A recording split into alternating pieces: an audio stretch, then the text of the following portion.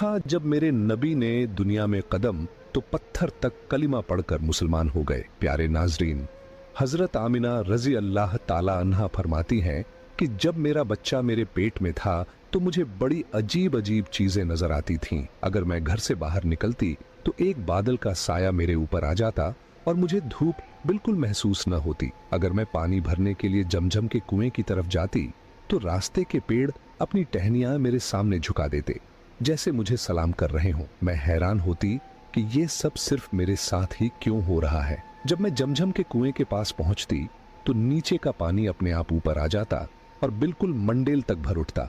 फिर मैं अपने हाथों से ही बाल्टी पकड़कर पानी निकाल लेती। मक्का की औरतें मुझे कुएं के पास रोक लेती और जाने न देती। वो कहती, ए आमिना, तुम थोड़ी देर और यहीं खड़ी रहो, वरना तुम्हारे जाने से पानी वापस नीचे चला जाएगा और हमें पानी भरने में बहुत मुश्किल होगी। इसी तरह हजरत आमिना रजी अल्लाह ताला अन्हा फरमाती है कि मैं सुना करती थी कि जब बच्चा पेट में होता है तो माँ को बहुत तकलीफें झेलनी पड़ती हैं। कभी हाथ पांव में दर्द, कभी सर दर्द, कभी उल्टी, कभी बुखार और कभी चिड़चिड़ापन। ये सारी बातें सुनकर मैं सोचती कि अजीब है, मुझे तो पूरे 9 महीनों में कोई तकलीफ नहीं हुई। यहाँ तक कि जब तक मेरा बच्चा पेट में रहा मुझे सर दर्द तक न हुआ। हजरत आमिना को अजीब अजीब ख्वाब भी आते थे। वो फरमाती हैं कि जब मैं रात को सोती तो मुझे ख्वाब आता कि मेरे जिस्म के अंदर से एक नूर निकला है और उसने पूरी दुनिया को रोशन कर दिया है। ये सब देखकर मुझे यकीन हो चुका था कि मेरे पेट में जो बच्चा है वो यकीनन कोई आम इंसान नहीं।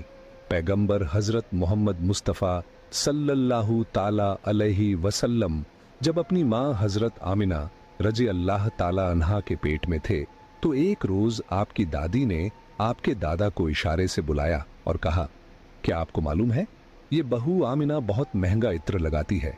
मैं तो परेशान हो चुकी हूँ, आप जरा आमिना से इस बारे में पूछिए। ये सुनकर आपके दादा ने कहा, इस बारे में तू ही पूछ लेती, तूने क्यों नहीं पूछा? तो आपकी दादी ने कहा, मैंने कई मर्तबा कोशिश की, लेकिन जब भी मैं आमिना के सामने जाती हूँ तो उसका नूरानी चेहरा देखकर खामोश हो जाती हूँ। आमिना के चेहरे पर इतनी चमक आ गई है कि मैं कुछ पूछ ही नहीं पाती, आप ही जाकर पूछ लीजिए। ये सुनकर आपके दादा ने कहा, तू औरत जात है, घर में रहती है, लेकिन मैं मर्द हूँ, घर से बाहर निकलता हूँ, मक्का में कुरैश का सरदार हूँ। जो भी मुझसे मिलता है पूछता है, ऐ अब्दुल मुत्तलिब, तुम्हारे घर से इतनी इत्र की खुशबू कहाँ से आती है? और हाँ, एक अजीब बात यह है कि इत्र की खुशबू वहीं से आती है जहां आमिना जाती है।